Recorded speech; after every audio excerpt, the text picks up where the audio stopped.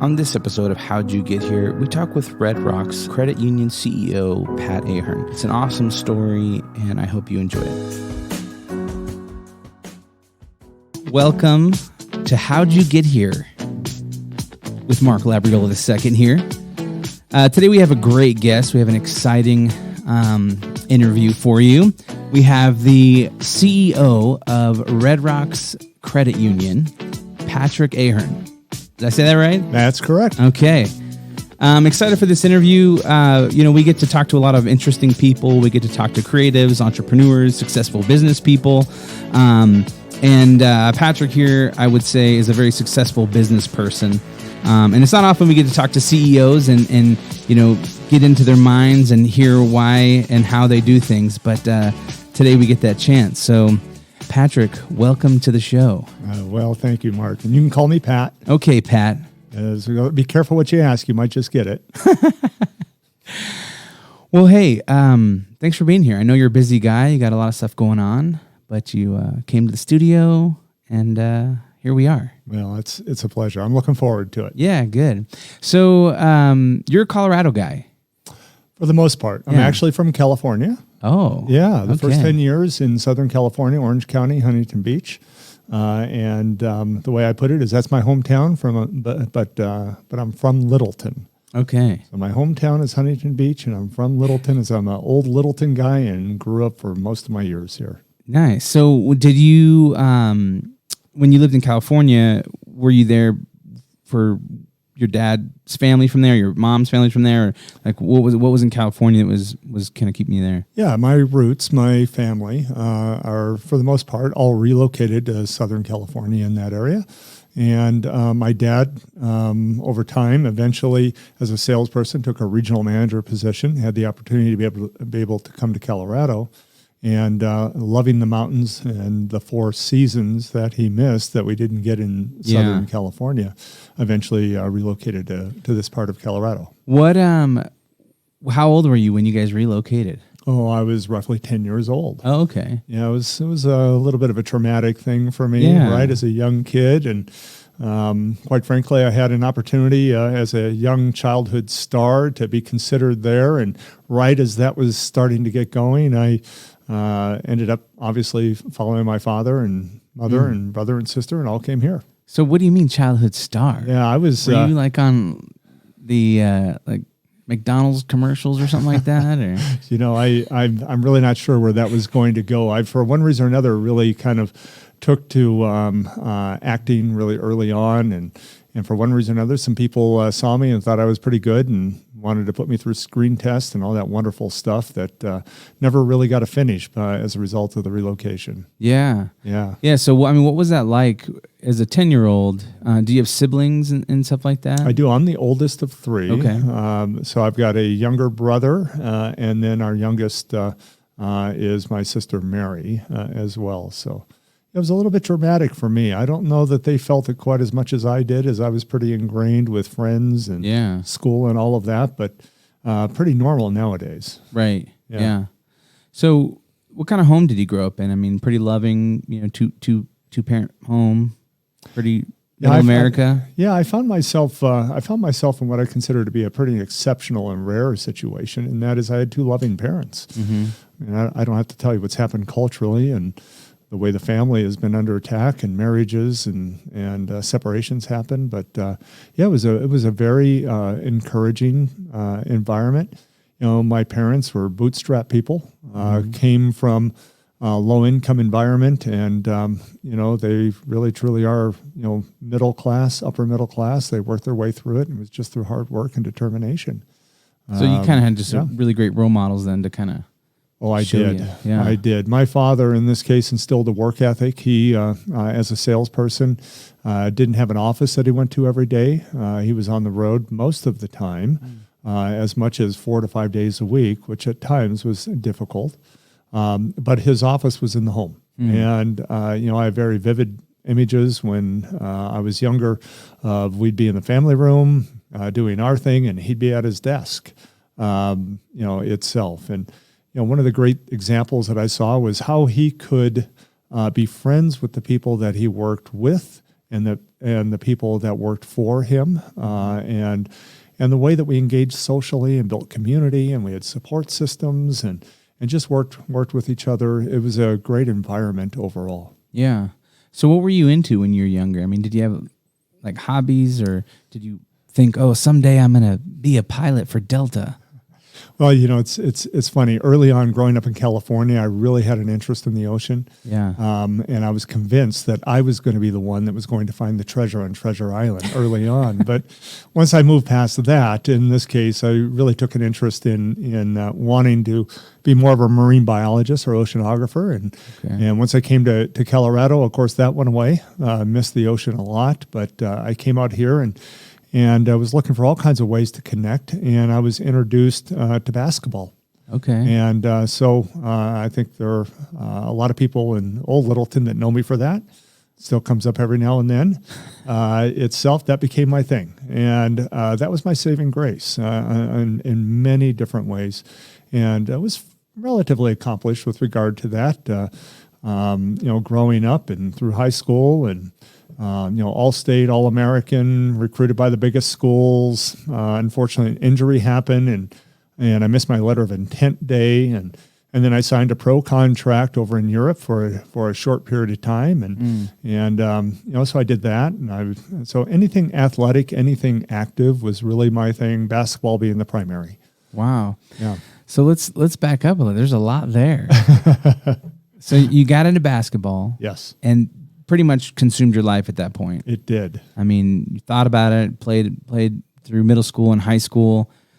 And then at what point did you feel like you had this gift, or did people start saying like, oh man, you can go pro, or you go to a big school? And yeah, I think for me, I was never that great of a student when I was younger. When I was in middle school to junior high, in this case, I was struggling with that. We had a tragedy in our family. My father, on Mother's Day, at the dinner table, had a double brain hemorrhage shortly after we got here. And, by that time, I had just been introduced to basketball. And I needed an outlet, right, is what I needed. Yeah. I never really felt like I was gifted physically or from a talent perspective. It was really all about hard work. And considering the need for the outlet, handling the stress, the anxiety, the concerns, those types of things, that's where I really poured my time and effort into it. As my father healed, fortunately, and came back to us through this, by that time I started to gain a little traction, and my mother and father were frustrated with my academics, my studies. Right, because academics was back then, right? It was everything, right? Yeah. I mean, as you went through it. Now, I came from a non-athletic family. Nobody in my family on either side had ever gone to college. College wasn't even a thought, right? They didn't have those opportunities afforded to them. And one day on the road, this was, I think, probably in my 7th, 8th grade year, my dad was in Kansas somewhere, and he met a college basketball scout. And apparently had some conversations, and the scout gave my dad his business card and said, you know what, you go back and you tell your son, and it was from St. Mary's of the Plains College, go back and tell your son that if he gets his grades up and continues to play, I'll scout him and recruit him someday. That's all I needed. Wow. My dad brought it back, gave that to me, told me the story. And in 1 year, I went from a C and D student to almost a straight A student at that point. And it changed my life. Right? Wow. It's so interesting, those divine appointments, know, that your dad was out doing his job and he meets this guy, and that guy happens to be a coach for a basketball team that then gives his business card to your dad that inspires you to get your grades up. And time and time again that happened to me, and it's happened to me over my life. But I mean, it did throughout my my high school career, my college career. Where'd you end up going to college? So I actually missed my letter of intent Okay. days. So I actually just went down at the time, Arapahoe Community College. Okay. was a JUCO, and I was their top recruit. I went down. I played for a year before I signed a contract to go over and play in Sweden. Wow. Okay. At that time. So that was back during the time at which you had to make a trade-off or a choice between your amateur status and being eligible for the U.S. Olympic team versus being compensated as a professional. You had to make a choice. So, like many others, I didn't want to give up my amateur status before I absolutely had to. Right. But I had some pretty severe injuries that some torn ACLs or something like that. Actually, a brain injury. Really? Yeah, I had a brain injury as I was on a Pro-Am squad getting ready for a European tour. In this case, and I was partially paralyzed, for a period of time when I was getting ready for that tour, and I recovered, and then I received a phone call as a result of all of that work, asking if I would consider signing a contract and going to Sweden to play. And I had turned down other professional contracts in different parts of Europe or different parts of the world before that because I didn't want to give up my amateur status. Because what was the hope there? You didn't want to give up your amateur status because... Yeah, my hope, like probably a lot of kids at that time, is that, and I've received just enough encouragement to stay with this, is that as one of the top players in the country at the time, I was recruited by all the big schools that you would know, and everybody Duke, knows. North Carolina. Yeah, I mean, the big ones, right? Yeah. I mean, as we went through it, and the coaches would show up, and it was great, right? And that's what I wanted to be able to do. And the dream would be to do that and play in the Olympic team and then play for one of two teams, right? In this case, my grandfather, being Irish and living out on the East Coast, was a Celtics fan, and living in California was all about UCLA and the Lakers, right? Yeah. At the time, so that was kind of the dream itself, but nothing like injury to be able to throw all of that off. Yeah. So how did that injury take place? Yeah, I was at the end of my freshman year of college. I was part of a Pro-Am squad that was going to go on a European tour. The primary purpose of that was to be able to introduce various NBA players and college players, of which I was part of, into the European scene, and to be able to land professional contracts is what it was. And it was just a freak accident. Unfortunately, it happened twice in 2 days. And that was just getting a rebound, and someone came down, and I caught an elbow in the left temple. Just like that. Just like that. And, concussion, no big deal, right? I mean, it was kind of the way And back then, nobody cared about head injuries, right? Nobody cared. You didn't take medical exams Like, shake in this it off. case. Right? You're just a piece of meat. They send you back out there, and that type of thing. And so shook it off, came back the next day, and unfortunately, the exact same thing happened again. Wow. And, at that time, I had met what's now my wife. And we were dating, and we were coming home from a date, and I had been driving and pulled up in front of the house, turned off the car, fortunately, and I had a seizure and blacked out.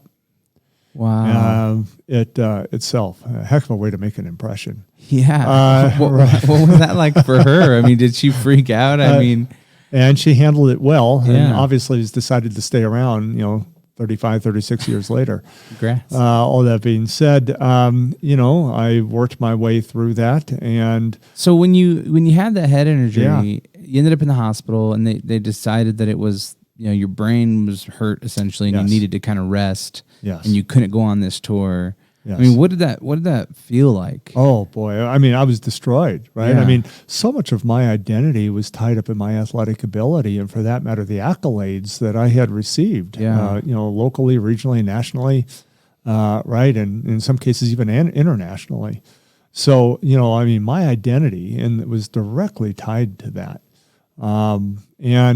Over time, and I can fill that story out for you, but over time, when that finally came to an end because of the injury, I had a severe identity crisis. Not just my self-esteem, but everything and anything about me in this case was in question. And unfortunately, my relationship suffered during that period of time. But, that's part of a larger story that maybe we'll get to. Yeah, for sure. So you don't get to go on this tour, but you end up recovering. Doctor gives you a clear bill of health, and Sweden comes calling. Right. They're like, "Hey, you're like the Larry Bird of Sweden." A short one at that. Yes. As we went through it. And just to clarify one thing, he did not give me a clean bill of health. I did it against his advice. Okay. Yes. Okay. So then you're like, all right, I'm good. I feel fine. Doc's like, I don't know. There's a lot of unseen things here. I think at that time, my parents were involved with all of this. And basically what they said was this: if you catch another elbow, you may come home in a pine box. Wow. And itself. So be aware of that. We don't think you should do it, but also be aware that you could be in a car accident and you can hit your head on a cabinet or anything else at this point. That's just where you're at itself. And as I said, during that time, they didn't require physicals or medical releases or anything itself. You just went out and toughed it out and played. Yeah. Itself. And unfortunately, it showed literally in the very first game. Really? In this case, within about the first 45 seconds of the game, when I went up against another American at a tip-off, and he came down, went up for a dunk, and I blocked it, and he didn't like it. And in this case, and he took a swipe at me. Wow. And I've never been one to fight, but I tackled him on the floor, and that's a heck of a way to make an impression. After just signing a contract, and you've got thousands of people there and cameras on you, it's not a good way to start. Yeah. So then, what did the rest of your time in Sweden look like? How long were you there? Yeah. Well, I basically made it just about a season. Really, is what happened. Because there was a subsequent incident that happened that was probably even more embarrassing for me, and that is our city had been chosen to be able to host the equivalent of the NBA All-Star Game, and as the American star for the team, my face was on all the advertisements, of course, and I was known for my dunking ability, I guess. And it was everybody to come and face off against me, me against the world, I guess, at the slam dunk contest. And never had a problem with it before, but I had a problem with it that day. And I actually injured myself in the middle of that contest. Really? I did. And that was enough. And literally what happened is after the All-Star break, I showed up. And it's like a classic scene from Hollywood, right? I walked into the locker room, before the game to get to my locker and get suited up. And I walk in and everybody's there and their heads are down and they won't talk to me. And the assistant coach comes and gets me and says, "Coach will see you in his office." Oh, you're sweating bullets. And, at that point, and I walked in, he said, "I want to let you know we're cutting you loose. And you can see the owner in the morning in his office." And so on the front page of the sports page was a picture of me, not knowing and understanding what's happening at the time, because I was quite young, and there by myself, sitting behind the bench in the stands. And just so happened that my college coach was coaching down in Stockholm at the time, and so he got involved with it. I went down there, stayed for a few weeks, and came home.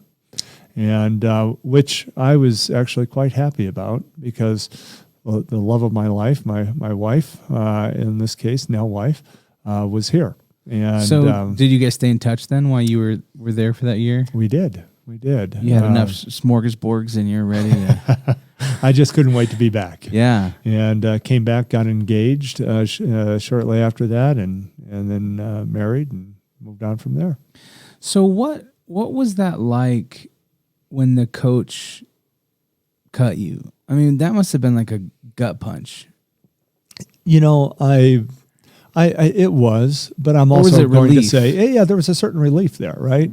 Because the reason I made the decision to even go there in the first place, because I had turned down many contracts when, quite frankly, I was healthy, was I didn't want to look back and say, I wonder if, right? Yeah. And at that point, my eligibility as an amateur, it didn't matter. I mean, I knew my career was at the end with the injury that I had. Yeah. So at that point, it was about, what's next. The problem is I didn't have the answer to that. Right. So you must have, what was that like as far as trying to navigate that? You come home, and then what were you going to do for work? What, Right. what were all those things that you're going through? Yeah, I mean, I came back, and of course, I did have something to really look forward to, which was my wife, at that time, girlfriend, now wife. Yeah. And I came back, and I didn't know what to do, honestly, Mark. I took anything that came along. I took eventually I landed in a part-time position at that time, United Bank of Littleton, now Wells Fargo, here in town. And I eventually became full-time and moved through some different positions there. And it was a job. That's what it was. It was a job. But I didn't know who I was. I didn't have my identity. I didn't spend time getting to know who I was, how I was gifted or skilled or anything. Right? I was just trying to figure it out. Mm-hmm. In the meantime, I'm having an all-out crisis. I mean, I will never forget. There came a time not too long after we were married and we were in our first apartment that literally I just lost it, took all the awards and trophies and scrapbooks and everything, put them in a box to take them out to the dumpster and just get rid of it. I mean, I didn't know what to do because I thought I had it all figured out, and an injury, ended everything. Itself. But I'll just say that, a good thing I wasn't in control. Itself, God had a different plan. Yeah. So what got you through that time, and where did you start to see, change take place? And because you're a young man, how old were you at this time? Oh gosh, what was I at the time? I would have been probably 21, 22 years old. Okay. Somewhere in that range. Yeah. Itself, and, newly married and trying to figure things out, right? Yeah, that's a tough time of life, It's is. like you think you know everything, but you don't, and then you can't figure out why you don't know everything. Yeah, right. I might say, I was convinced I knew everything. Inside I knew I didn't, but I wasn't going to tell anybody. Right, yeah. Right? I mean, as we went through it, I mean, to be honest about it, it wasn't pretty, and I stumbled through it. There's so much about what I know now that I wish I would have known then that would have made my life a lot easier. Yeah, of course. Right? Yeah. I mean, itself. But, the support of my wife and family and friends, right? Encouragement, through all of that. I had a good, stable job, at the time. And if I didn't know any better. Right. My wife was working, as well. We didn't have a difficult time making ends meet. So that was nice. We didn't have a lot of surplus, but we didn't have a lot of need. Yeah. Right. That's a good place to be. Right. It was. So, there was a certain amount of healing, right, that I had to go through. And then I could start to funnel it. I've always been, someone who needs to be active even to this day. People tell me that I don't know how to rest. I do what I call active rest, right? Yeah. Right. I have to literally be doing something, itself. So, I was able to funnel the competitiveness, mm-hmm. right, and the discipline and the hard work and the example my dad gave me, right? All of those types of things towards eventually building a career. Now, I didn't know it at the time, right? Mm-hmm. I had a job. I didn't have a career. Right. Right. I didn't have a purpose. I didn't have an identity in this case, but I knew that I could work hard. And I knew that I could outwork everybody else. It's great when you're young, but you figure out over time that that's not sustainable. Yeah. Itself. So, I mean, I poured myself into that. Yeah. So then during that season, I mean, did you have thoughts about doing other things or, finding a career or going back to college and getting a degree in something, geology? The only thing on my radar at that time, honestly, Mark, was getting by day to day, physically healing and trying to finish up my degree because I hadn't finished it by the time I had left to be able to go overseas. So that's what I focused on. I mean, I literally just focused on being present, and what was right before me is all I did. God did the rest. Yeah. I mean, he lined everything up. And as I did that, opportunities presented themselves. And all of a sudden I figured out that if I started to pay attention to what the possible opportunities were and I could anticipate what that might be, my job was just to prepare. All I had to do was work hard, and I had to prepare. And if I prepared in advance for what the next step would be, when the opportunity came, I had a pretty good chance of landing it And that's what happened. Yeah. Yeah. So what are some of those things that, what are some of those opportunities that came your way that you were prepared for? Yeah. Well, I started off, while I had retail and restaurant jobs and all of that, where I was at that point was, I was working within a professional environment. I was working within a bank, right? At that time. And I just focused on being good at that, right? Being good at what I did there itself. And over time, right, eventually I was introduced to credit unions and to good mentors, right? I was going to the American Institute of Banking. I met a gentleman by the name of David Wyckoff, who was a teacher, and he was also a senior executive for the United Bank system at the time. And he became a mentor of mine, and he gave me advice. And he helped me learn and understand, what the various opportunities would be within the banking environment, right? And he made introductions to me. And at the same time, I was going to school, and I learned the skill of informational interviewing, is what it was, which was the opportunity to be able to start a network and go and meet people and learn about what they did. Ask them the questions. Let them talk about them, right? And over time would make connections. And those connections, in this case, some of those people took an interest in me and provided opportunities, right, is what they did. Yeah. And then eventually I started to develop, I'll say, higher level thoughts.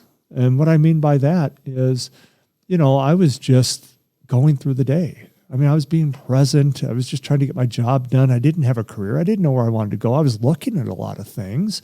And eventually I started to look at it and said, you know what, this, based on what's happening, people tell me I'm good at it. It feels good. Where do I go with this? And then I started to study. And I'm like, okay, well, I'm in a for-profit banking environment in this case. And I started looking at it. What's that like? What's the unintended consequence? How does it feel inside in my soul, right? Itself. And then one day I met someone over the counter. I was assigned to their account, and it was the manager of a credit union. And it's the not-for-profit side of banking. Like, I need to learn about that. What's that? I started to look into it, right? And, look, I joke about it. I'm a recovering banker to this day, right? As we go through it, and there's a lot of wonderful people that are in the banking system and it itself. But people became so driven by self and by profit and those types of things, it started to make me think about it a different way. And that's when I made the decision. An opportunity presented itself for me to be able to leave the commercial banking environment and be able to go over, and in this case, and with the advice of mentors, go over to a credit union. And now the way I looked at it is, you know what? I could do what I'm good at in this case, but I feel like I'm making a difference. And there is a real difference. There's a tangible difference, right, as we go through it. And I'd be happy to explain that if that's of interest at some point here. But now I could sleep well at night, right? But I walked into a really bad situation. I didn't know it. Really? Yeah. Yeah. So what was that situation? I went into a place in this case that was on its way under.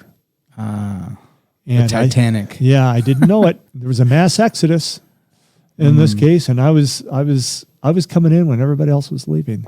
Interesting. Eventually, the regulators got involved as well. But you know what? For one reason or another, when I got there, part of it might have just been being in the right place at the right time. But the volunteer board of directors saw something in me, and they said, you know what? We need some help, and you're here, and you want to. Well, here's some education, and here's a specific area that you can focus in and that we need help in. And I took advantage of it. Nice. And I learned it and came back as an expert, and that helped pave the way for my career going forward. So you didn't look at the bank that you went to. It sounds to me like you almost look at it as a positive thing. Like you went there, and it turned out to be bad, but good came from it. Oh, absolutely. Yeah. As you go through it, when I look back over my life, I see a tremendous God story. I can actually literally see right? That if this didn't happen, then the next thing wouldn't have. I can actually draw a picture of point to point and say, wow, without all of that, I wouldn't be where I'm at, right? Yeah. As we go through it. And what it's done is, first of all, it removes any second guessing, any judgment, any bad feelings, right? I mean, Right. it does that. But in addition to that, what it does is it builds trust. Yeah. That's really important for me. Faith is really important to me. It's a big part of who I am.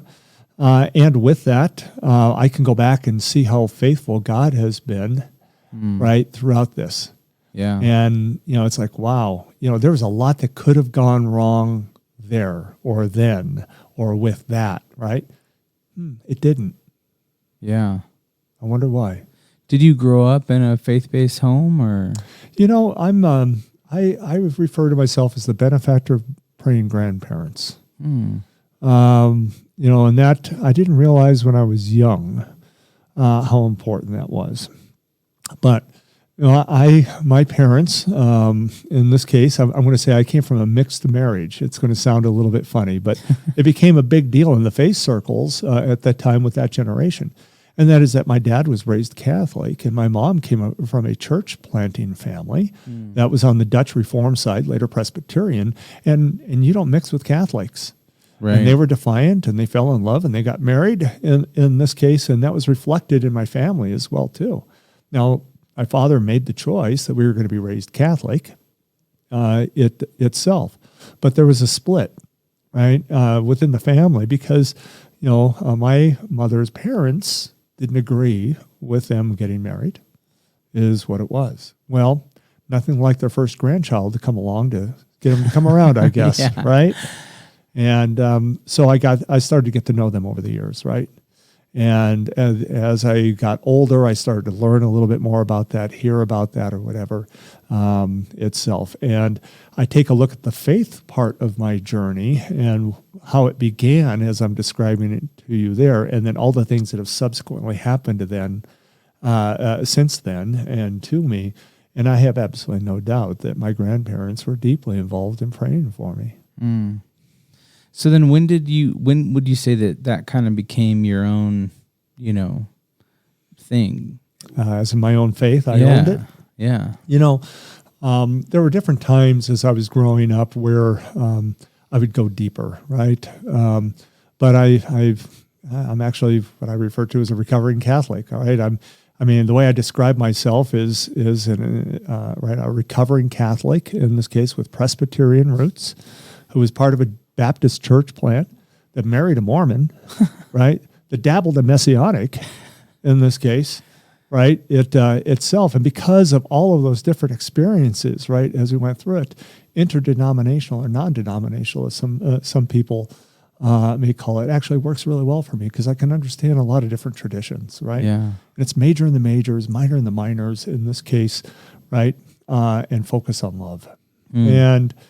And that's formed a lot of who I am through this. And I've had various life experiences around that. So, as I fell in love with basketball and I'm in high school and I live close to the YMCA, and which I didn't know at the time was the Young Man's Christian Association, right?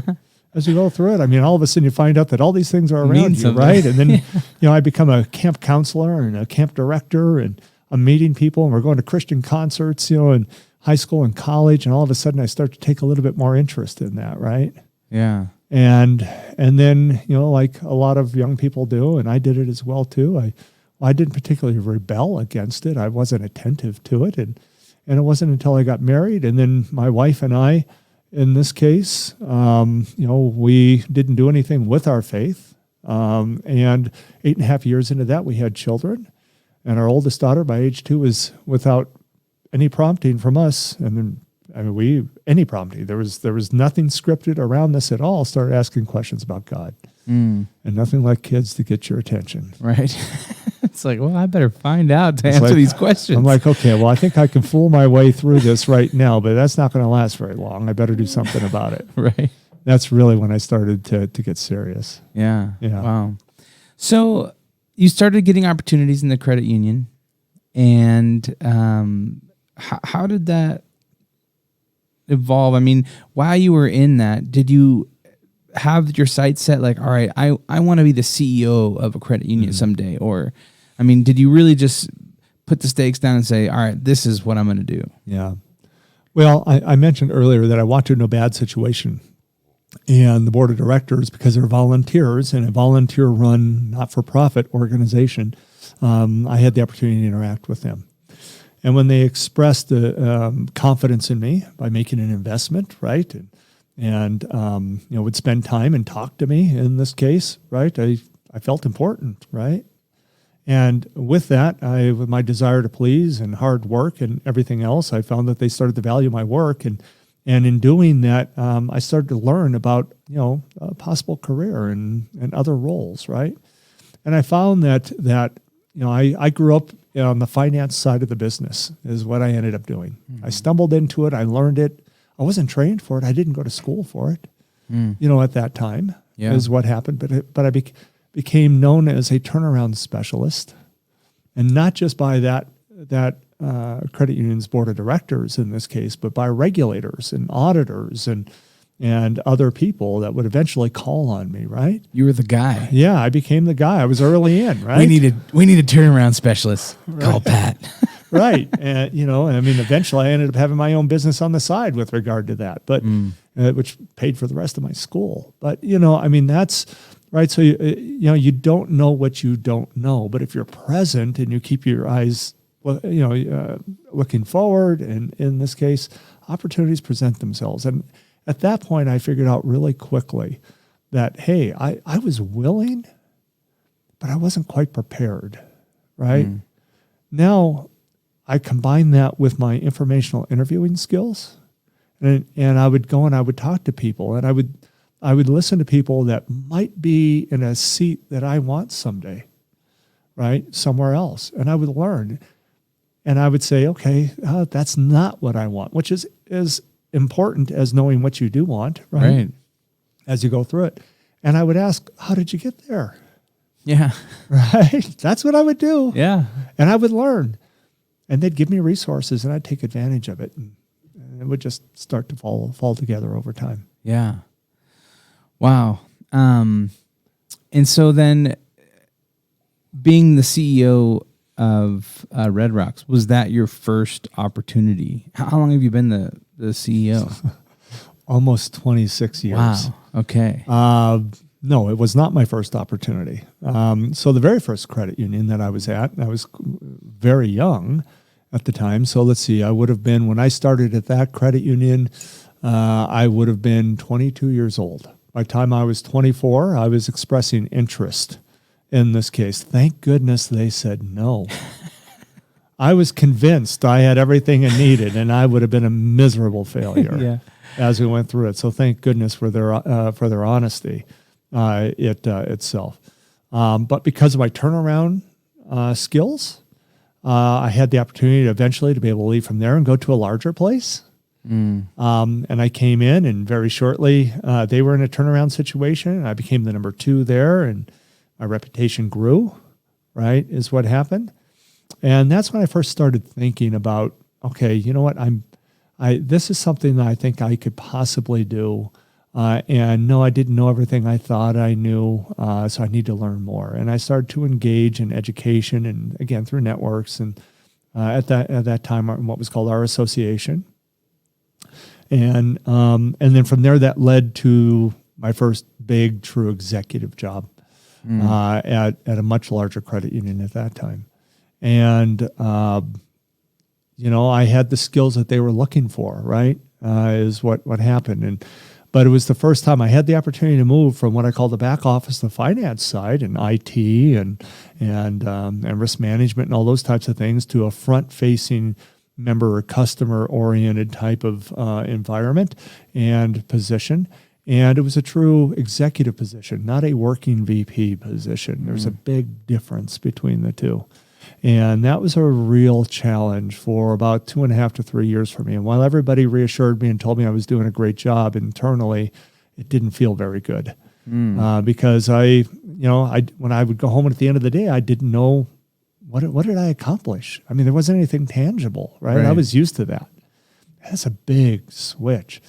And, learning what it's like to accomplish things through others in this case was a big deal. Yeah. Was that hard for you to kind of let go? And very much and so. Like, let me just do it. Very much so. I mean, there's a story that when I showed up there, I didn't even have a computer on the desk. They wouldn't give me one. I had a really large executive office, and the executive assistant walked in with a recorder in her hand, a tape recorder, and a stack of notepads, and said, if you need anything, see me. And if you need to communicate with anybody, here's how we do it. Put it on tape. I'll write the letters. I'll get the communication out. I'll set the meetings. And I remember I put it to a test, and she shut me down every time. Right? Every single time. I can't tell you how many requests I had for a computer, and it took forever to get one itself. So I would sit back in my office as I needed to on occasion. I would handwrite everything out and then read it into a dictaphone.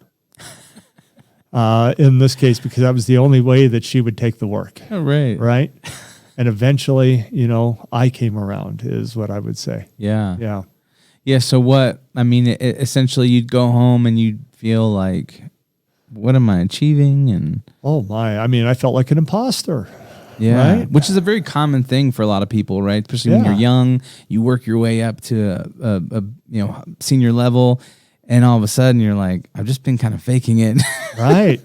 Every morning I'd get up, and right at that time, right, I would wear a suit, and I would repeat these words every morning when I got up. Time to put on my costume.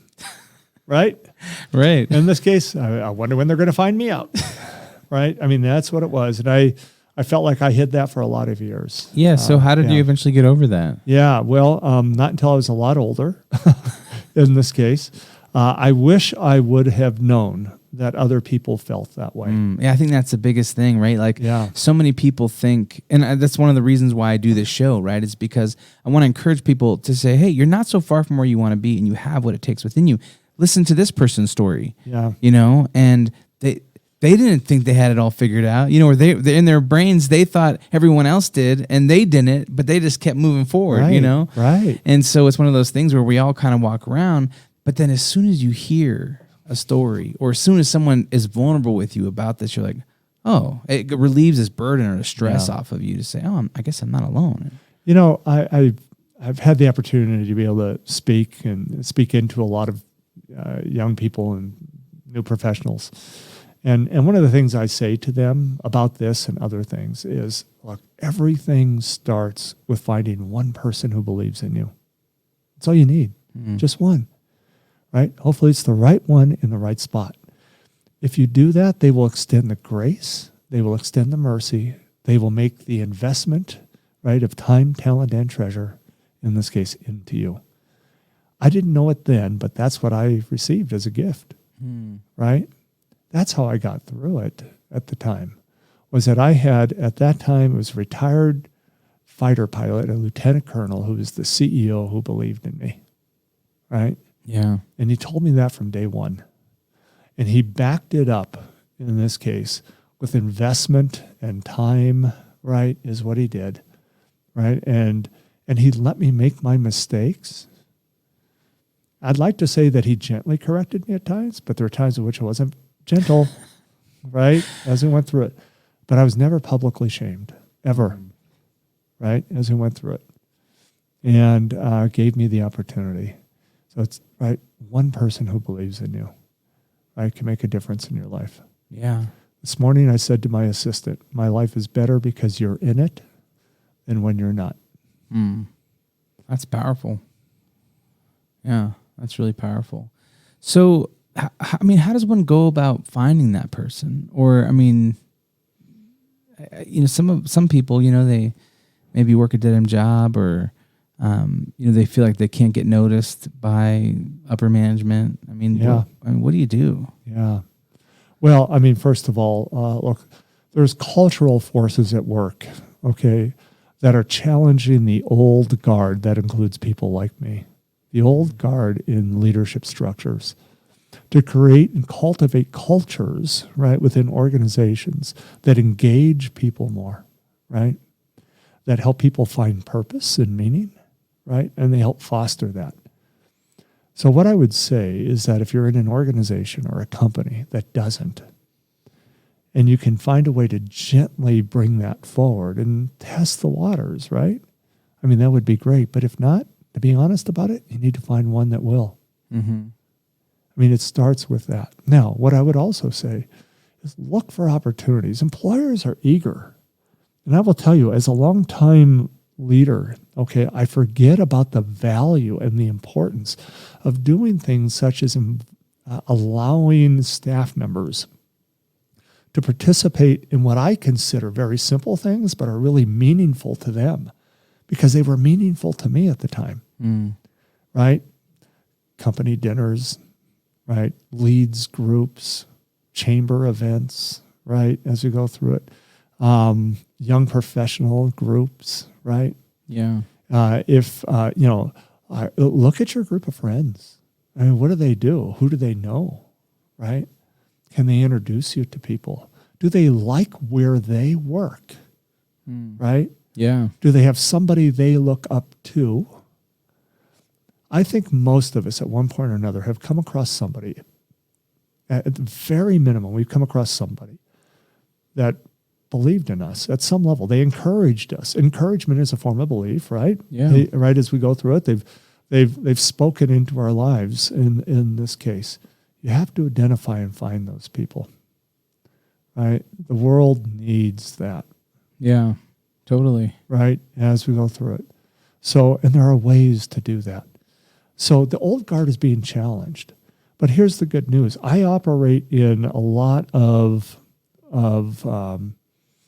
peer groups with business owners and CEOs. And here's the great news. The great news is that while they may be struggling with what to do with this challenge of engaging people, right? Mm-hmm. They know they have to change. And here's the other thing they know. They're going to lose. Right. It's the last man club, guys. Right. Okay. I mean, sorry, but it is at some point, right? Yeah. Everybody else goes away and a new guard comes on. So it's our job as leaders in this case, right? Not to get everybody else to conform to us, but it's our job, right, to be able to cultivate a culture that's meaningful and engaging for people that are coming into the workforce, and people that are within our companies, helping them find purpose and live with intention, right, itself, to be able to pursue their dreams. We have a young lady on our staff, right? I work at a credit union. We do banking, right? We're helping her chase her dream of becoming a professional wrestler. Wow. Okay. That's pretty awesome. Right? As we go through it. She's got a championship match coming up. She just sent it out to all the staff. People are buying tickets, right? We're going to try to support it. Wow. In this case, right? The old guard not only wouldn't allow that in this case, but might even view it as a threat that, somebody, in this case, she's very good at what she does, is going to actually, be good and follow her dream and leave. Right. That's scary. Oh, yeah. When you are at the top.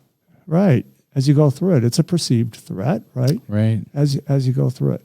But let me just tell you, right, the benefits of helping people find who they are, have a purpose, and help them live intentionally, the rewards to the employer and the culture and the people around them are so much greater. Yeah. Wow.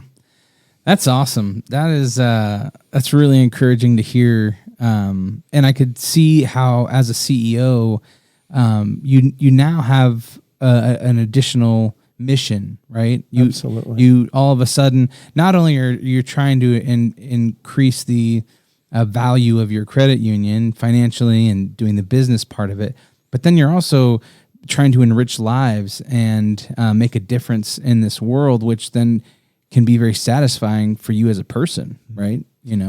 Well, it's just making more money for your bank or your credit union. That doesn't make you feel good at night. Well, it doesn't. I mean, just to kind of wrap this up in a nice, neat package here. Remember, I was talking about I worked at a bank. It was for profit, and right, having to be able to make the decision that about what to pursue there and the unintended consequences, and eventually going to a credit union and being able to sleep better at night. Here's how it all comes together, and it makes just perfect sense now, right? I didn't know it back then, but it does for me now, right? And that is that when we think about the business environment, right, when we think about a spectrum, we have for-profit businesses on one end of the spectrum. And what are they there for? For profit? Yeah. Right? Right. As we go through it. On the other end of that spectrum, the opposite end of that spectrum might be nonprofit, right? Charities, right? Organizations with, in this case, that are limited in terms of their business model and the ability to be able to generate revenue, but their impact, their purpose, their cause, their heart, they've got it nailed, right? Yeah. Is what they have, right? When all is said and done. But there's a space in between that very few people know about, right? And that's where I get to operate. It's the cooperative space. See, we're a 501c14. Oh, I've never heard of that. Yeah, really interesting, right? Yeah. As you go through it, it's a cooperative space, right? I get the ability to be able to build and sustain a business like a for-profit, but by law, in this case, with the heart, purpose, and impact of a nonprofit. That's why we're there. Making more money, I mean, that's great. But in this case, we can do that, but I just get to return it. That's all I get to do. I don't get to keep it. Right. It doesn't enrich me. Doesn't enrich my volunteer board or my volunteer audit committee or anybody else. So now I get the opportunity to be able to build and sustain a business, right, with a pure motive to be able to go out and impact and change the world, right? That's what I get to do. I mean, how fortunate am I? That sounds pretty awesome, actually. Yeah, I never thought about it like that, but when you present it like that, it's like, oh, that sounds pretty good. I mean, obviously you've been there for 26 years, so you find some sort of fulfillment in it. It's been a bumpy ride, but yes. Yeah. So this has been a fantastic interview. There's been so many great nuggets of little information and encouragement that you've kind of sprinkled throughout this interview. What are some of the main, I would say, like takeaways or keys that you encourage, younger people or, young business leaders who are coming up? What are some things that you would maybe encourage them to, or maybe even some materials or some sort of reference, a book or something like that you could, share with us? Sure. Well, I mean, first of all, I guess the very first thing I would offer would be encouragement, right? I think one of the things that's so difficult is that our culture, in this case, isolates people. It's easy to hide. It's easy to feel alone. Mm-hmm. What I would say is just remember you're loved. I mean, regardless of anything and everybody else, right? In this case, you are loved. Take time to figure out who you are. And don't be ashamed of who you are. Don't feel like you have to be anybody else. You are uniquely made with a unique skill set for a unique time with a unique impact. And don't settle for anything else. So take time to be able to get to know who you are. There's lots of assessments out there. If you don't know how you're wired, how you're made, how you're gifted, what you're interested in, you can go online, right? Mm-hmm. Right. I mean, we can name off all kinds of classic assessments, and, right? Enneagram and right. Strength finders. I mean, there's organizations you can pay a lot of money to. You can go get books, right? As you go through it, invest the time to be able to understand it, and iterate on it. Okay, iterate over time. Once you figure it out, in this case, it's a great place to start, but that's not where you stop. Okay, it's the beginning of the journey, not the end. Right. And then find your purpose, right? What do you care about most? What connects with your heart? What makes you mad, sad, or glad, right? in this case, and literally take note of it. And then sit back and evaluate, right, how you're wired, what skills you have, how you're made, and what makes you mad, sad, or glad. And ask friends, engage other people, and say, hey, this is how I'm wired. What could I do that would bring all of that together so I can live a fulfilling life and I can impact other people? Right? There's great resources out there. There's a great book called Visioneering by Andy Stanley that I love, right? There's lots of them, right? Good to Great. There's great business books and all of that, right? Halftime, Bob Buford, right? There's great books out there. So take time to get to know who you are, find your purpose, and develop a plan to be able to pursue your life intentionally and do it in community with people that will support you and bless you. Wow. Pat, thank you so much. This has been a fantastic interview, very encouraging. And I hope that if you're listening to this, that you gleaned something that encouraged you and motivated you to take your life to the next level. Remember that you're not so far from where you want to be, and you have what it takes within you to be successful. Thank you so much. We'll see you next time.